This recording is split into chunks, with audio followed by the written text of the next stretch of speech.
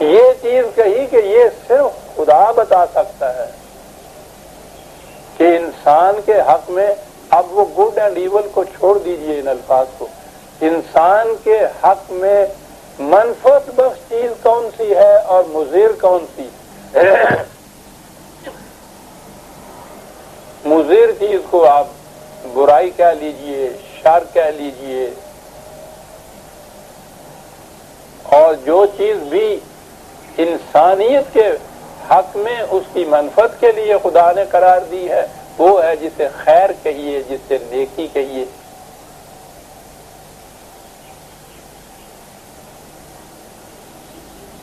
اس نے تو حسن عمل جسے آپ کہتے ہیں اس کا معیار بھی یہ قرار دیا ہے کہ ما ينفع الناس فيمكث في الارض، کہ بقا اسی عمل کے لیے ہے جو نوع انسانی کی منفعت کے لیے کیا جائے۔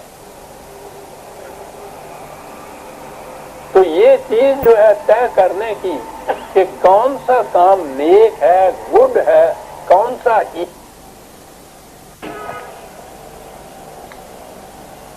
یہ انسانوں کے طے کرنے کا مسئلہ نہیں، کر ہی نہیں سکتی عقل انسانی اس کو طے، وہ بدلتی رہتی ہے ہر آن۔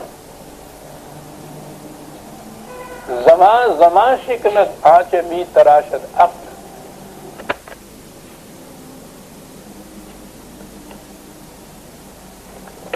خود ہی ایک پارلیمنٹ آج ایک قانون بناتی ہے، اگلی سٹنگ کے اندر اس سے بھی بلکہ پہلے اس کی امینڈمنٹ شروع ہو جاتی ہیں، اس کے خلاف قانون بنتے ہیں۔ وہی جو قانون پہلا تھا جب منسوخ ہو جاتا ہے تو اس کے مطابق کام کرنا جرم قرار پا جاتا ہے۔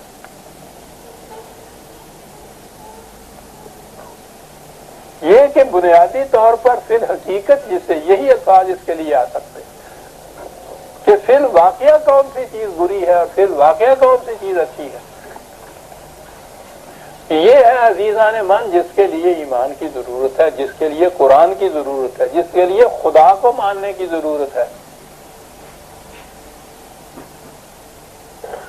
اس کے متعین کیے ہوئے بتائے ہوئے خیر کو خیر سمجھنا، اچھا نیکی کچھ بھی کہہ لیجئے، گڈ، اس کے شر قرار دیے ہوئے کو شر سمجھنا، برائی سمجھنا، گناہ سمجھنا، جرم سمجھنا، کچھ بھی کہہ لیجئے، ایول کہہ لیجئے، یہ ہے جس کے لیے خدا پر ایمان کی ضرورت ہے، یہ ہے جس کے لیے اس کی کتاب پر ایمان کی ضرورت ہے کہ جس کو اس نے منفعت بخش یا خیر کہہ دیا ہے اس کے مطابق میں زندگی بسر کروں گا تو میرا بھلا ہوگا، انسانیت کا بھلا ہوگا۔ جسے اس نے شر کہہ دیا ہے اس کے مطابق کچھ نظام قائم ہوگا یا میں کچھ کروں گا، میری بھی تباہی ہوگی، انسانیت کی تباہی ہوگی۔ یہ ہے ایمان، یہ ہے ایمان کی ضرورت، یہ ہے خدا کی ضرورت، ورنہ خدا اس کا محتاج نہیں ہے کہ ہم اس کو خدا مانیں اور اس کی پرستش کرتے رہیں تو وہ خدا بنا رہے، ہم یہ کرنا چھوڑ دیں تو وہ خدا ہی نہ رہے۔ یہ تو انسان کے اپنے لیے ہے، اور اگر خدا کو مانا جاتا ہے اور اس کرائٹیرین کو، اس معیار کو نہیں مانا جاتا کہ جسے اس نے خیر کہا ہے اسے میں خیر سمجھوں، جسے اس نے شر کہا ہے اسے میں شر سمجھوں، اگر یہ نہیں سمجھا جاتا تو خدا کے ماننے کے کچھ معنی نہیں۔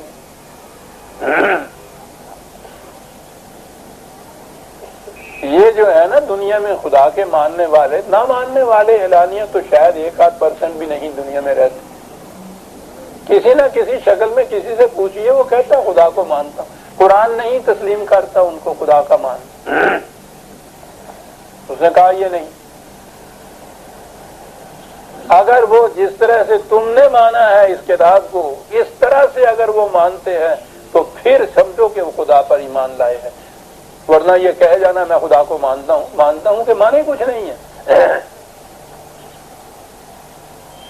مانتا ہوں کہ مانے یہ ہیں کہ جسے اس نے خیر قرار دیا ہے اسے میں بہتری اور خیر اور نیکی سمجھتا ہوں، جسے اس نے شر قرار دیا ہے میں اسے شر اور معصیت سمجھتا ہوں۔ یہ ہے خدا پر ایمان، اور اس کے لیے ہی کتاب کی ضرورت ہے. کتاب چونکہ براہ راست نہیں اتری، ایک رسول نے ہمیں دی ہے، اس میں رسالت کی ضرورت.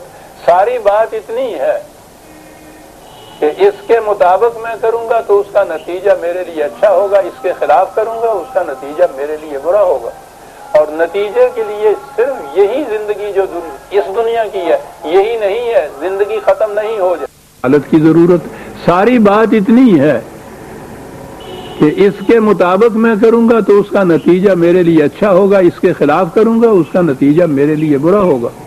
اور نتیجے کے لیے صرف یہی زندگی جو اس دنیا کی ہے یہی نہیں ہے، زندگی ختم نہیں ہو جاتی. زندگی نے آگے چلنا ہے. اس کے خلاف اگر میں نے کچھ کیا ہے اس کا نتیجہ اس زندگی میں ابھی سامنے نہیں آیا، کسی طرح سامنے آئے گا. زندگی تو ختم نہیں ہو رہی. اس کی عدالت سے تو مفرور مجرم کوئی ہوتا ہی نہیں ہے. اس نے تو ایک دن پکڑے جانا ہے. کہاں جائے گا؟ اس دنیا میں تو خودکشی کرنے سے انسان کے سارے جرائم مٹ جاتے ہیں، وہاں تو نہیں مٹتے.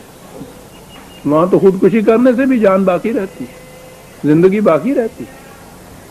یہ ایمان جو ہے اسے کہتے ہیں مکافات عمل یا جزا سزا کا ایمان. یہ ہے جس کے لیے یہ سارا سلسلہ رشد و ہدایت خدا کی طرف سے وحی آنا، انبیاء کرام کا آنا، کتابوں کا، قرآن کریم کا محفوظ رکھنا، یہ سارا اس کے لیے ہے. اور اگلی آیت یہ آتی ہے جس کے معنی میں سمجھتا ہوں آہستہ آہستہ جو حقائق کائنات کے نمودار ہوں گے بات سمجھ میں آئے گی. بڑی عظیم آیت ہے کہ یہ وہ کہہ رہا ہے کہ وَلِلَّهِ مَا فِي السَّمَاوَاتِ وَمَا فِي الْأَرْضِ لِيَجْزِيَ الَّذِينَ أَسَاءُوا بِمَا عَمِلُوا وَيَجْزِيَ الَّذِينَ أَحْسَنُوا بِالْحُسْنَى. یہ سارا سلسلہ کائنات ارض و سما کا اس لیے سرگرم عمل ہے کہ کسی انسان کا کوئی عمل نتیجہ نکالے بغیر رہ نہ جائے. یا اللہ،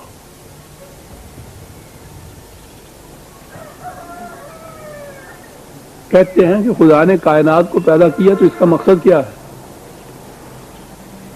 کسی اور مقصد کو تو ہم جانتے نہیں، جو مقصد اس نے بتایا وہ تو یہ ہے. اب یہ کہ یہ مشینری جو اس کی کام ورک کر رہی ہے اس مقصد کے لیے یہ کس طرح سے یہ کام کر رہی ہے، ابھی انسانی علم کی گرفت میں زیادہ بات نہیں آئی.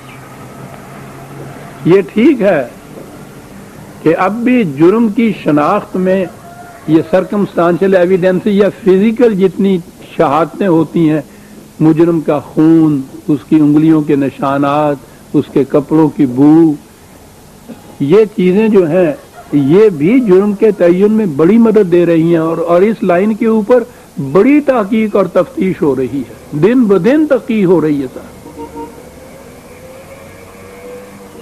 یعنی وہ تو ابھی وہ بات آگے نہیں چلی، ابتدا ہوئی ہے کہ وہ تو دل کی دھڑکن سے بتا دیتے ہیں کہ یہ گواہ جھوٹ بولتا ہے یا سچ بولتا ہے.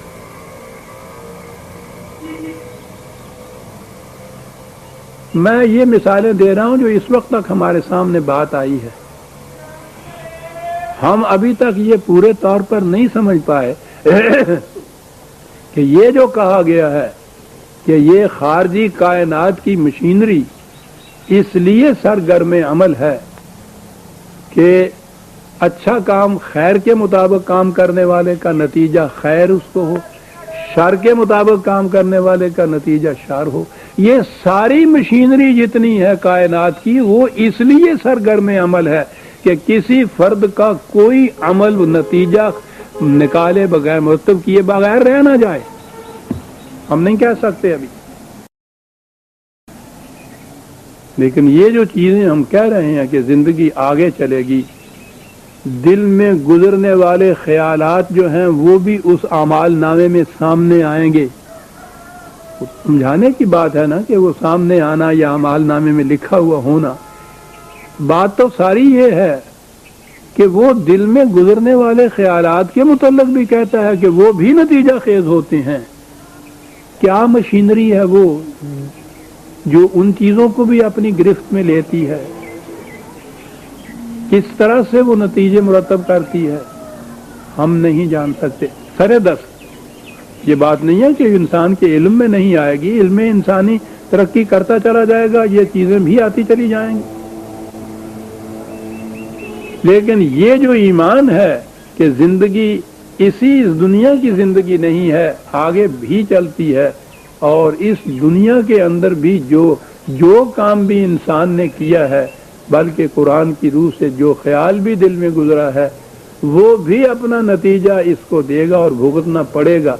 ये ईमान है जिसके ऊपर सारी इमारत इस्लाम की उस्तवार होती है। यही वो ईमान है कि जिसके सहारे, जिसे आप इस्लामी निजाम कहते हैं, वो कायम होता है। इन लोगों का कायम करदा वो होता है जो खैर और शर का मेयार खुदा की किताब को करार देते हैं, और उनका ईमान ये होता है कि हम जो कुछ कर रहे हैं वो तो एक तरफ, हम जो कुछ सोच रहे हैं उसका भी नतीजा खुदा की किताब के मुताबिक निकलेगा। अब नहीं निकलेगा, मरने के बाद निकलेगा।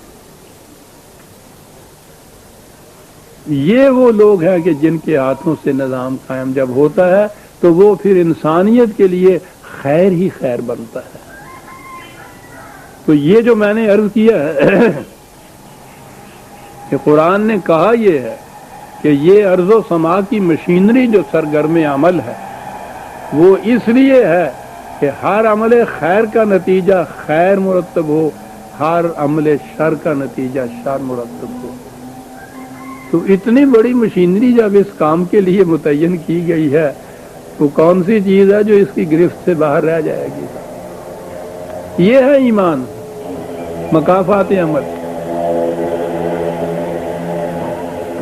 अब ये कहा कि इससे ख्याल पैदा होगा कि फिर इंसान बिल्कुल मासूम इंसान ही कोई होगा कि जो जिसे हम कहते हैं जन्नत में जाएगा कि जिसने कभी कोई गुनाह ही ना किया हो। कहा यह बात नहीं है। हम जानते हैं इंसान को, हमने इसे पैदा किया है। हम ये भी जानते हैं कि इससे लग़ज़शें हो सकती हैं। आपको मालूम है कि जो उसने मेयार मुकर्रर किया हुआ है वो वजन करने का, दोनों पलड़े खैर और शर के, देखना ये होगा कि झुकता हुआ पलड़ा कौन सा है। ये देखना होगा कि उसने जो 50% मार्क मुकर्रर किए थे पास मार्क्स, उसके अगर 50 या 50 से अबव है उसको तो प्रमोशन मिल जाएगी। उससे कम दर्जे के हैं तो उतने तो हैं उसके उस पलड़े में भी, लेकिन वो पलड़ा जो है उठा हुआ है, झुका हुआ नहीं है। मेयार कुरान करीम ने खिफ़त मवाज़ना व सक़लत मवाज़ना करार दिया है, और कितनी बड़ी रहमत है उसकी जनाब।